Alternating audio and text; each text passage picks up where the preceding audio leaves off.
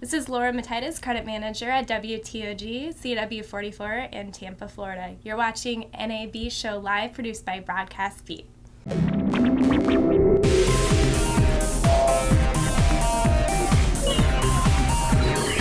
Live from Las Vegas, this is NAB Show Live, produced by Broadcast Beat.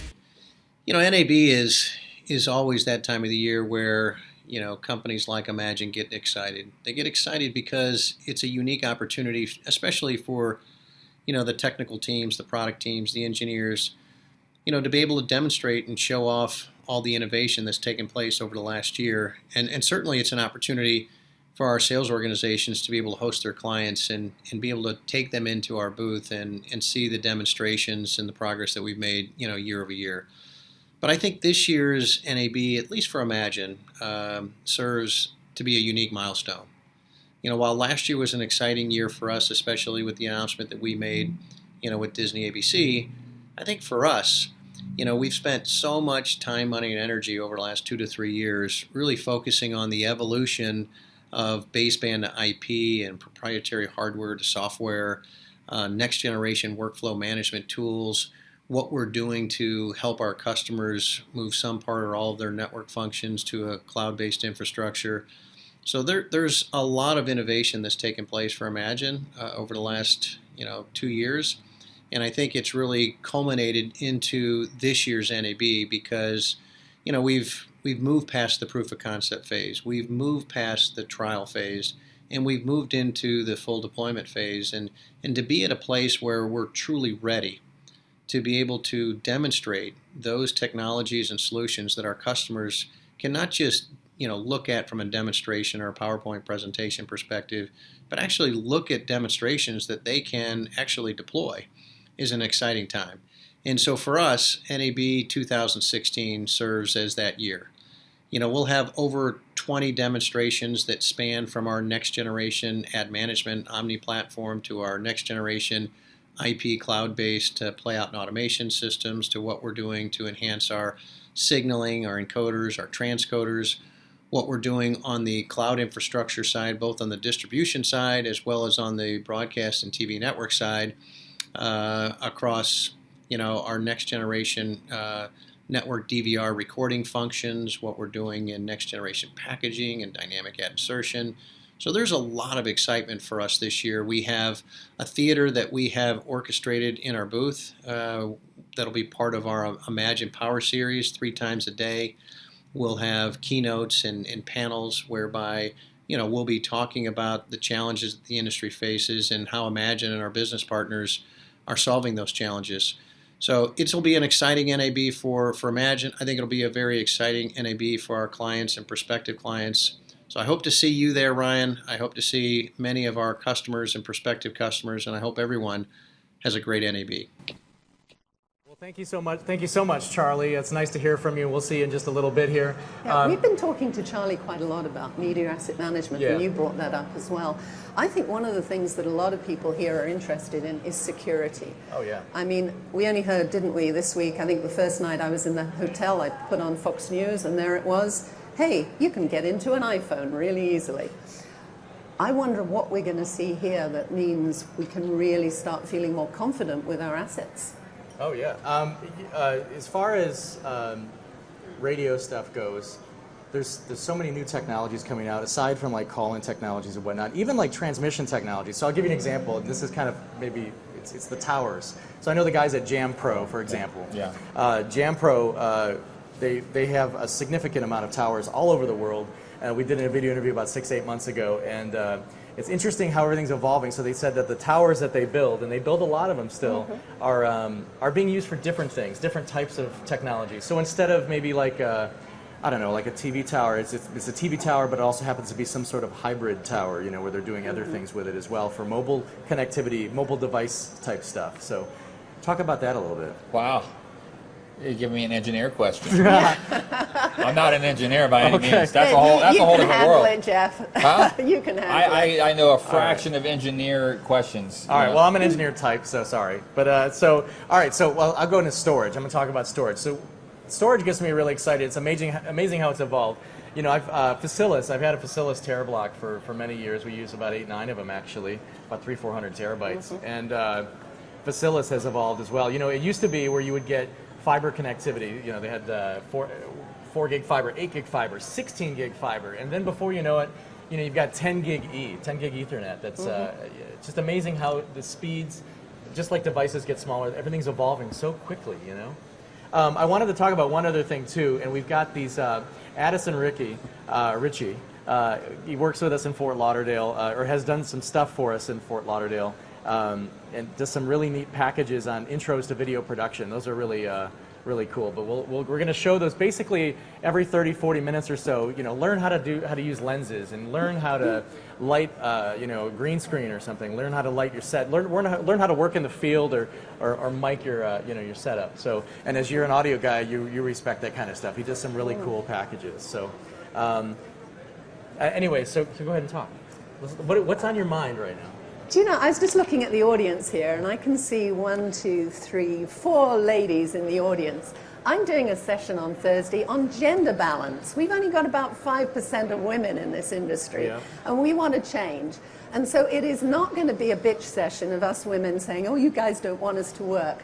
We're going to have a really interesting session with some high-profile ladies who are going to tell us what we can offer the industry. So I think that's going to be, and I think you know about gear and gals. Gals and gear. Yeah, it's interesting. You know, Amy DeLuise and some of our friends over, we're actually going to be. She's on one of my panels. Okay, yeah. So gender balance is a big thing. You know, it's a male-heavy industry. And races too. Yeah. Yeah. Oh yeah, definitely.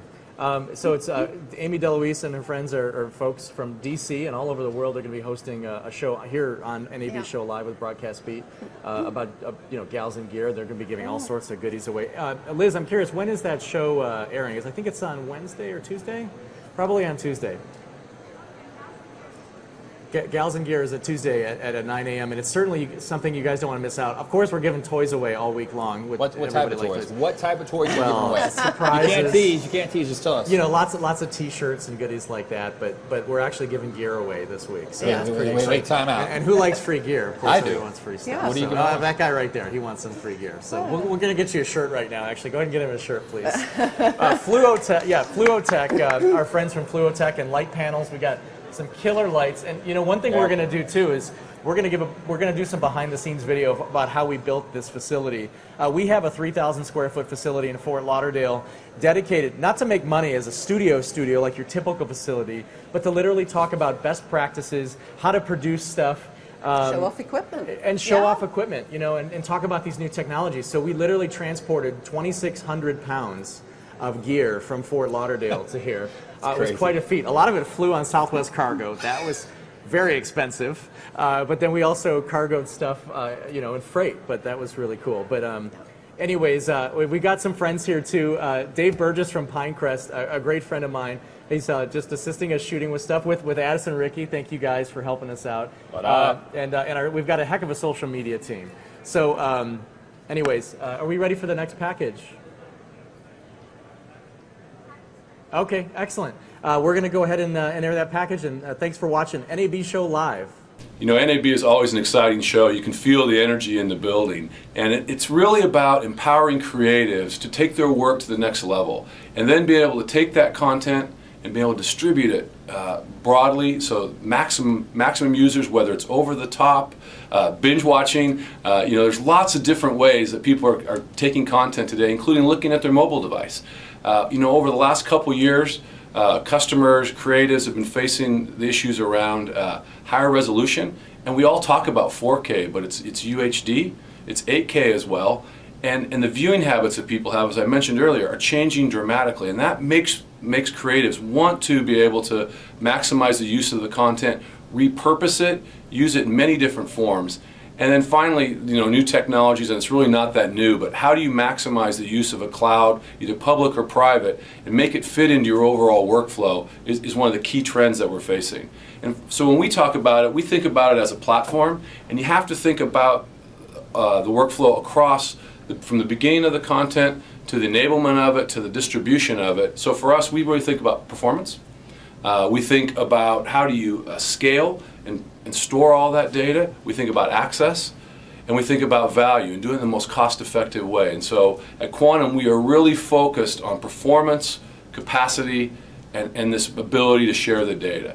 And it's not just about New York and Hollywood anymore. There's so much content in so many different ways. It's corporate video, including marketing video, training video, compliance video. It's sports teams, professional and college. And how do you use all the content from practice and from games, and then to monetize it in an effective way?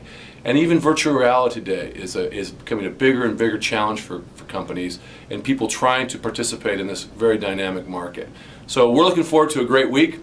We really feel that we're in a great position to help our customers and our content creators and everybody in this ecosystem to maximize the value of their content, distribute it in a cost-effective way, and really, really have a solution that scales out into the future and is future-proof. Thanks very much. Have a great week. It's John Gasick, CEO of Quantum. Great friends of us here at Broadcast Beat and NAB Show Live. We're going to go ahead and take a break. We will be right back on NAB Show Live from the 2016 NAB Show. Hi, this is Cliff Mitchell, production director for Federated Media in Fort Wayne, Indiana, and you're watching NAB Show Live, produced by Broadcast Beat.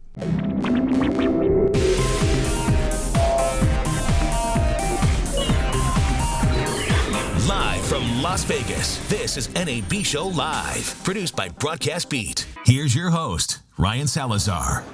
Sorry about that. I'm pretty hyped up. Actually, I've had my Starbucks, that's for sure. I like the cool line refresher. I'm on the decaf. So we have a good pal of mine. We've been dealing with him for a couple years now. Michael Artsis, CEO of Be Terrific. How you doing, sir? I'm doing great. Thanks for having me, guys. So we want to talk about the excitement. That's what today is all about. NAB. We've got Post-Production World and some other events happening, but the show officially, the exhibition starts tomorrow. Right. I want to talk about the excitement behind what's about to happen. It's like Christmas time. I mean, it is like Christmas time. I woke up this morning, I felt like a prize fighter. I was like, getting amped up, and today isn't game time, tomorrow's game time. But last night I walked the floor with my co-host Andrea Fasano. We walked the floor, we checked out booths, we talked to people, and it was nice because there was nobody there. We could really see what was going on and talk to people about the new emerging technologies that are coming out. I think the focus this year is going to be two-part, right? I think it's going to be really on VR. There's going to be the coming out of VR. They're a really small pavilion in North Hall, but I think that what's going to happen is we're going to see it grow and explode over the next few years, but I think that part of North Hall is going to be packed because everybody's going to want to find out about the latest technology, and we can talk about some of that in a few minutes. I think Michael, a lot of people don't fully understand the difference between AR and VR. Sure. Do you want to give them a quick explanation? Yeah, so VR is an immersive technology. You can do it with video gaming, or you can do it with cameras through video. And the idea is that you wear a headset. The nice thing is you don't have to wear a headset. You can use the gyroscope of your phone or your other kind of mobile device, a tablet. Additionally, you can use your mouse on a desktop computer to mouse around. So you don't have to use a headset. But either way, you're immersing yourself in an environment that exists. So if I took you for a ride in a car and I was interviewing the driver, you would be in the back seat. You're there with us. I did something with Jackie the Joke Man, and we were at a table with him. And you're at the table. You're the fourth person at the table. That's immersing you in the environment. It's giving you a false sense of reality, like you're there. AR is just kind of augmenting. It's telling you that if you look over there, 10 miles down the road is the Sands Casino, or used to be the Sands Casino, or whatever. It's giving you facts, and it's augmenting what the reality you're actually looking at is. Now they're combining them in some cases and taking the VR, the video that's already been created, or if it's live, that is happening live, and they're augmenting it with telling you things and creating worlds within the world. Personally, I'm not as excited about AR as I am about VR because it almost feels like it's too much, and I'm not sure I see 100% the use. I think we haven't figured out AR as well, but VR is unbelievable, and everybody who sees it is blown away and just, I got to see more. And everybody who sees it at first goes, I don't want to wear one of those headsets, and you put one on, and they're like, that was amazing. And to get their reaction the first time is unbelievable. I think the thing we have to keep in mind when we create the content is that we have to realize that it's a great storytelling tool, but we have to realize that we have to use it as a tool and not just have it for the sake of having it. So there has to be something 360 degrees that's interesting. Because if I'm just looking at you guys and I don't want to see the audience, then I just want to look at you guys. Why do we need 360? But what's cool is to be able to put a 360 rig here, be able to look at you guys, look at me, turn around there. We did something with the great boxing champion Larry Holmes on our set in VR, and I thought, it's not going to be that great. Well, there were two things that were great about it. The audience always wants to see behind the scenes, so they could turn around and see the guy switching and doing all that, and the people putting in the graphics. That was great. They loved that. Well, when I put it on a few months later, put the headset on, I actually felt like I was with myself and Larry Holmes in the set watching. So it was a whole different experience. And I think when you can do that for music, when you can do it for all sorts of other applications, it's unbelievable. Journalism, it's going to be great. You're going to be planted in that environment. A concert, imagine being at a Bon Jovi concert with me when you're in California, I'm in New York, and the concert is in Ohio. I can't even try to imagine what that's like. That's got to be amazing. Yeah, and in the second row when we paid it, instead of $250 a ticket, $20 a ticket. Wow. Yeah. Wow. You know, you did we were talking last week on the phone, and Yes. You did a video on a Jeep. Yes. With the 360. That was just crazy cool. Thank you. Yeah, at the New York International Auto Show, we took a Jeep Wrangler on something called Camp Jeep. In the parking lot, they build this crazy obstacle course for the Jeep to show you the capabilities. And we put three 360 rigs there. We had a 2-camera 360 rig that had 250 millimeter lenses, and that gave us inside the car. It allows you to get close up. So there are a lot of problems with creating 360. And this gives you the ability to be close up, so it's great for interiors of cars and stuff. When you only have 2 cameras, you lose a little bit of resolution because you're stretching the resolution. So a lot of people want 3, 4, 6 cameras. So we put 2 in the car, and that gives you the close-up ability. You're in the car, you feel like you're in the back seat. Then we put mounted a 360 by 280 rig to the windshield of the car. And when you're on the top of the peak, we're showing you just the world, right? You're just looking at Manhattan on the top of the peak. And but because it's only a 280 view, there's a little black disc at the bottom, and you put a logo there or something. It's not a full 360. They haven't figured out how to get one camera to give you a full 360. It's a blind spot. And then we had a 6-camera rig doing exteriors. So as I was in the car, you could see how the car was going around the track. Oh, it was totally crazy. It was really cool. Thank you. You know, I have so much to learn about AR and VR stuff, Yeah. and just to see that video. But so AR and VR, I think, is certainly probably the hottest thing at this show right now. I think it is. I really do. And it's really exciting. And we're going to see a lot of live applications. There's a company called Sphericam. They're in the middle range. They're about $2,500 to $3,000. They say they're going to be able to do live. They were a Kickstarter project. Nobody's really had their hands on the camera yet, but we're going to see it here. They've showed samples. It looks great, and they say it's able to do live. The idea is to have a camera that has stitching in it will make the workflow better. Otherwise, you have to take all these files and stitch them together in post-production. It becomes a little crazy. I'm excited for that and to see that. There are a couple other ones. The one that's going to be unbelievable is the Aura from Video Stitch. Video Stitch is a company that created the video stitching software. There are 2 main companies now, Color, which was bought by GoPro, and Video Stitch. Video Stitch teamed up with Intel to create the sensors for this camera. It's a 4-camera setup, and they're very excited. It's going to run their software called Vahana, which is a live streaming VR software, but you need a very robust computer to run that and put in 2 cameras, 6 cameras, and it's doing the stitching live. The Aura is doing it all at one time. The only issue currently with that camera is you have no way to put audio into it. It can only use its internal microphones. So that's something that they're going to have to work out, and they are, and I know they're working hard on it, and that's been the problem with VR, I think, with doing live all the way. I just did live the other day using Vahana in our studio, and then I used the Theta S, which is really a consumer grade VR camera, streaming live off of a laptop, and it looked pretty good. Part of the problem with streaming live off 6 cameras, even when you stitch them together, is the bandwidth. So there are a lot of issues we're going to work out. We're really in the infancy, but to me this is going to be the best and biggest emerging technology and the most talked about thing here at NAB 2016, and it's exciting. And there's a lot of stuff that's exciting there. I saw something last night I think is going to win Best in Show without a doubt. Well, you know what's cool, because we get to go, and as you can as well, you know, we get to go behind the scenes inside the convention center before everything happens, and we get to see some things that, you know, sometimes aren't announced yet or whatever, but it's so cool to go inside of the convention center and watch the Caterpillars moving around and people setting up Canon lenses, and I just eat that stuff up. You like that? Oh yeah, I love gear. I like walking around when the caterpillars aren't moving, and I can quietly walk around, and there's nobody in there. I love being there, without other people. Yeah. But I don't like when the caterpillars are going around because then I have to actually pay attention to it going, so Right. I don't get hit. I like being able to kind of wander and not, because I'm like, oh, a lens. Oh, look at that. I saw last night, think about what you're doing here and what we're doing in North Hall. We have a live show, and then there's the Teradek live show that I've hosted for many years.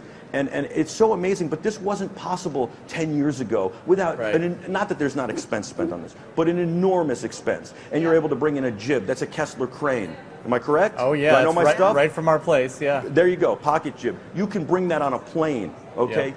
You can bring all this stuff and set it up relatively quickly. You can have teleprompters from AutoCue. You couldn't do this 10 years ago. The cost would have been astronomical, and the stuff would have been 10 times the size. It's getting smaller, it's getting better. We're going to see a lot more of that here at NAB 2016, but we're seeing the stuff get smoother and work out some of the issues. For instance, I saw Edelkrone. They're making their return to NAB this year. They were here last night. They have a product that is going to take your Kessler crane. You don't have to buy a new one. Your Kessler crane, and with their head and their control box, it will be able to set you as the focus point. And when you walk around the stage, the crane will move. It will hook into one of like 50 cameras and track your focus. Oh man, all right, I'm going to get one of those. That is going to be, cool. I bet that's going to be in the running for Best of Show. It is unbelievable. And they are a great company, great innovation. They're talking about a really reasonable price point. That's what I like to see. That's what excites me. And you're using all LED lights here, right? 10 years ago, that wasn't possible. You know what's amazing? We've got one of the lights up there. It's 180 watts. It's a Fresnel light. Right. 180 watts. Right. If we had if we had this many lights in an old setup, we would certainly. We're running 60 amps in here.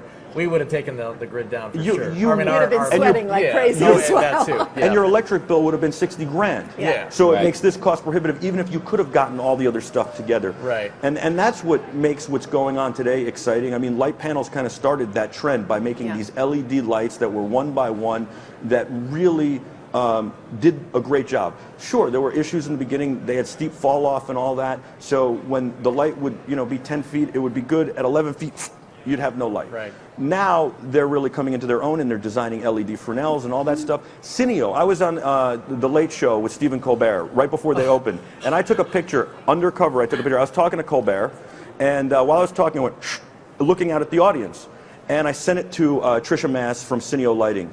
And I said, where do you think these lights are? 18 LED lights across the front of the stage. And I said to Stephen, why are you doing this? Why did you go with these lights? And he goes, I don't know what lights they are. I don't know the technology, but what I said was, let's keep the studio cool.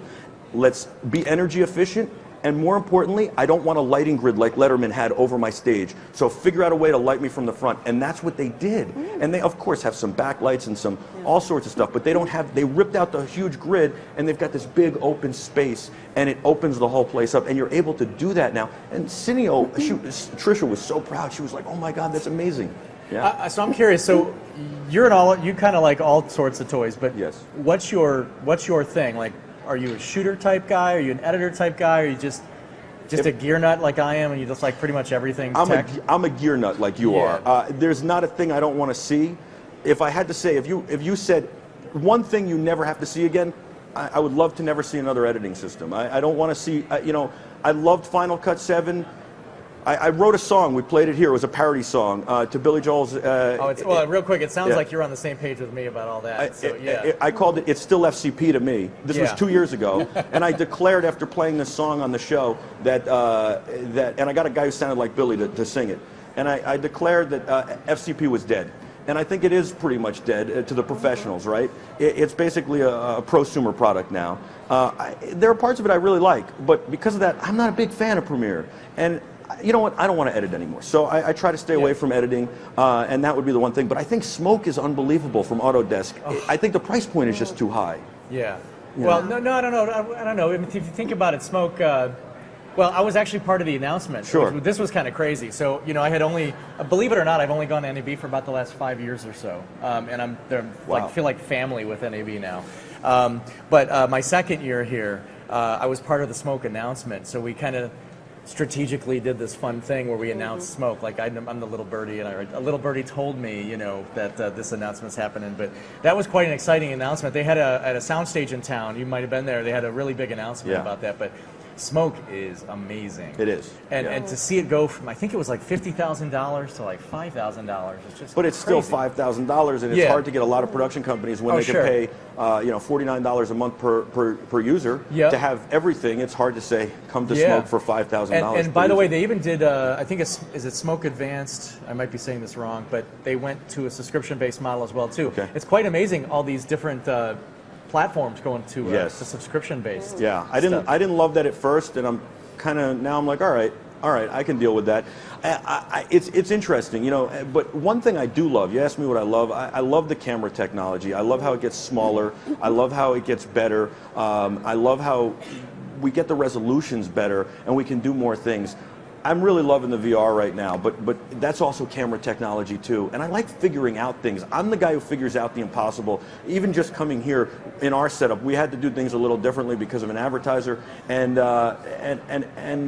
they said, oh, this can't be done. I talked to everybody I know. I talked to computer wizards, and I said, this is the way we're going to do it. Let's try it. And we made it happen. And that's, to me, when we all can figure out things and then share that, that's what's amazing. We make everybody's life easier and better, and it's really phenomenal. With VR, let's make a prediction. What do you see the entertainment industry embracing this VR? You know, what do you see now? I mean, it's bad enough when you got kids at home; they're playing video games. Sure. You can't get them out the video games. Now you open this VR world. You say, go out and play, get some fresh air. But I am. But I am, Dad. Oh, that's a good one. That's good. So I mean, what do you see? Do you really see this? I mean, I remember a couple of years at NAB, 3D TVs. No, that's the thing that everybody says. Is this another 3D TV? And I say no, and I'll tell you why. Oh, certainly not. There's a couple of huge differences. Number one, with 3D TV, if you wanted good 3D, you had to use glasses. You had to. Yeah. That's the downfall. That turns off a lot of people, and you have to have a 3D TV,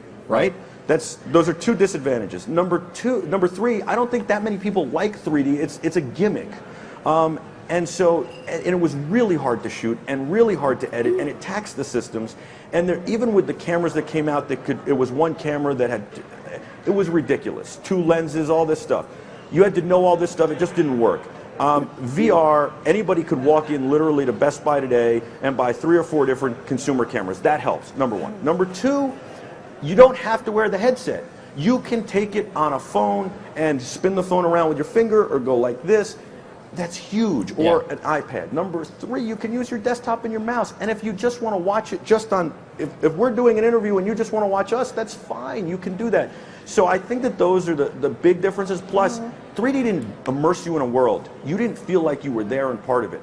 If somebody was watching this in VR right now, they feel like they were part of this conversation on the stage. And that is something that is completely different. You cannot recreate that in 3D. Now they're doing VR, 3D and all that, and I've seen that. I saw it at CES.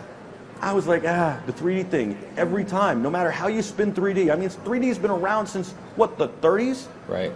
This is something new, but it's the fact that it's taking you somewhere. It's helping you learn. It's helping you advance your knowledge and your experience, and it's engaging and enriching you. Do you see, like, I mean, I can always see a problem, right? Yeah. I mean, because everybody has these, and they're like this. 24/7. With this world now, do you think it's gonna, we're gonna disconnect of having this interaction? I'll tell you what, it's gonna make it better, and I'll tell you why. I gave you an example a few minutes ago, Ryan, of you and I watching a concert. You live in California, I live in New York, Bon Jovi's in Ohio. We can't be there together unless we get on a plane and it costs all this money. However, I think in the future, not today, we will literally be able to sit with sensors in our house, right? Sit on our couch, he'll be in California, I'll be in New York, we'll be at the Bon Jovi concert. When I turn to my left, I'll see Ryan. When he turns to his right, he'll see me. We'll be able to engage and interact like we're at the concert together, except we never left our house. So it actually better the communication and actually better getting us out of our phones and re-engaging. Because right now, unless we do FaceTime or Skype, we're not doing that. We're texting, we're looking down. I agree with you. Yes. My question is this. We got to figure out a weight system, because most people that probably adapt this, they get off their couch, they're going to be 500 plus, eating McDonald's, hamburgers.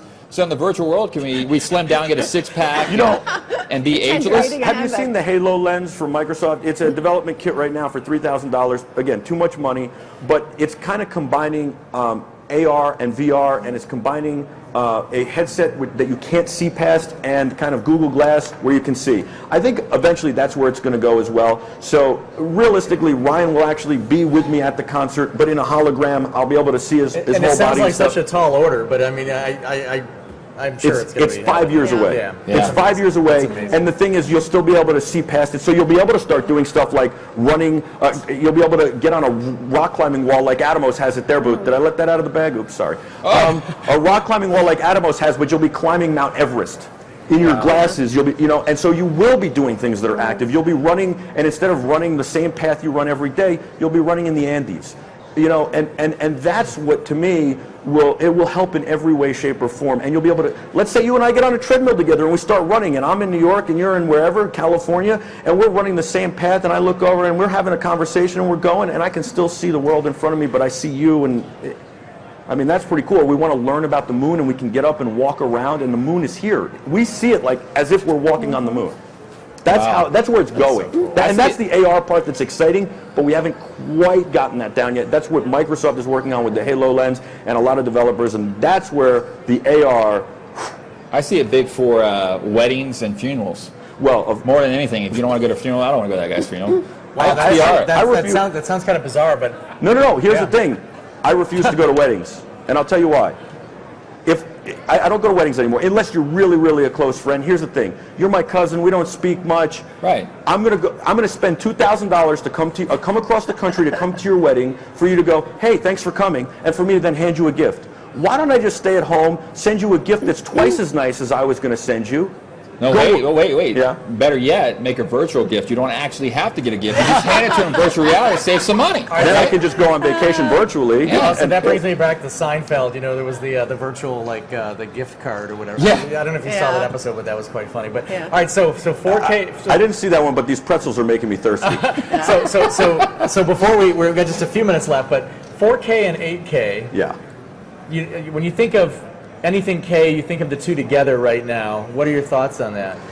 I think we haven't figured out 4K yet. I love the same way. I love the idea of 8K, but I've written a lot about this. I've talked a lot about this. I think people go, 4K, I gotta have the 4K camera. They don't think about the infrastructure they gotta put in to deal with 4K. Yep. They don't think about the computer systems they have to upgrade. They don't think about the storage and the speed of the drives and all that stuff. They don't think about the expense. It's so much more expensive to shoot 4K and to edit in 4K and all that. And most people are shooting in 4K. Oh, we're gonna save this. It's gonna be archived. Right. Tell me what you look back at. The moon landing? Okay, fine. You got something like that? Let's shoot it in 4K. This news piece we're doing tomorrow, why are we going to look back at that in 4K and need it? I love 4K. We don't have a delivery method that's really stable. We don't have really just an easy way to do it. So we haven't figured out 4K. We're already talking about 8K. There are some things about 4K that are great. Data video is here. They have this unbelievable thing, I might be letting this out of the bag too, called the KMU 100. It takes one 4K camera, and it can make 4 different 1080 signals out of that one image. So you can go to a press conference with one camera and switch all 4. You can have a church or a musician on stage and their whole band. That's great. 4 1080 signals out of this with one camera. The box can do up to 8, so it can have 2 different 4K cameras, and you can have 8 different angles, right? That's great, and maybe with 8K we could, crop in on 4. Instead of 1080, we'll have 4K. That's phenomenal, but I don't see a path to 8K right now, other than maybe major motion pictures. Sure. And we're going to have to go back to how are we going to deliver it, even for movie theaters. So it's cool. I love it. I love that we're pushing the technology boundaries, but we got to get the infrastructure there, or it's just a waste of time and money. And again, we're having a lot of people have trouble embracing 4K and getting up to speed on it. And there's no delivery method. You want to tell me YouTube delivers 4K? All right, I'm not buying it, but okay. Are we going to see anything different in OBs, do you think? I'm sure. If I remember correctly, between South and Central is where they usually have those trucks. I eat that stuff up. I love the satellite trucks, the microwave trucks. Oh, they're amazing. I'm just wondering if we're going to see anything different, because cameras, as you said, are getting smaller. We've got delivery over IP. What are they going to be doing with the trucks? They're going to be making smaller. The trucks are interesting. The trucks don't change much. They change a little. The satellite hasn't changed that much. I think what you're seeing a lot more is delivery over IP, wireless video transmission. Companies like LiveView, like Teradek, are doing unbelievable things. They're making the product smaller, better. I know that on their roadmaps you're talking H.265. in the very near future, and they're looking at 4K as well. Again, it's just eating bandwidth. What's the point? Right. But what they can do over cellular bonding is pretty unbelievable. We're going to be doing some of that here with a live roving reporter, and it's really tremendous, and the price has come down. For $1,500 and below, you can have live cellular bonded signal. What cellular bonding is they take multiple LTE modems, cellular modems, and they combine the signal like we're Ghostbusters, you know? Awesome. Right. Well, this is so exciting, isn't it? Well, again, Michael Artsis, CEO of Be Terrific. Give him a round of applause, everybody. Thank you for so much. This has been the first hour of NAB Show Live, produced by Broadcast Beat. Thank you so much, NAB, for allowing us to do this, and we will be back in just a few minutes.